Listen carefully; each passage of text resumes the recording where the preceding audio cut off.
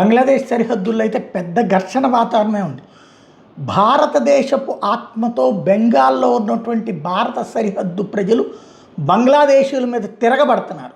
బంగ్లాదేశీయులు ఎవరైతే చొరబడటానికి ప్రయత్నించే వాళ్ళని ప్రజలే అడ్డుకుంటున్నారు, బీఎస్ఎఫ్ అండగా నిలబడుతున్నారు. ఇక్కడి నుంచి వాళ్ళని అవతలకి వెళ్ళిపోమంటే అక్కడ వాళ్ళు వాళ్ళ మీదనే రాళ్ళు వేస్తున్నారు. ఈ సందర్భంలో మన వైపు నుంచి కూడా రాళ్ళేసి మరి ప్రతిఘటిస్తున్నటువంటి పరిస్థితి. అంటే దేశభక్తిని అక్కడ ఉన్నోళ్ళు ఎలా చూపెడుతున్నారో చూడండి. సరిహద్దు కంచె ఎంత అవసరమో చూడండి. ఇదివరకు ఈ కంచె లేదు, కంచె ఉన్నా కూడా రాళ్ళేసి మరి మన వాళ్ళని కవ్విస్తుంటే మన వాళ్ళు ఊరుకోవట్లేదు, వెంట పడుతున్నారనమాట. మన కుర్రోళ్ళు కూడా అంతే ఆవేశంతో ఉన్నారు.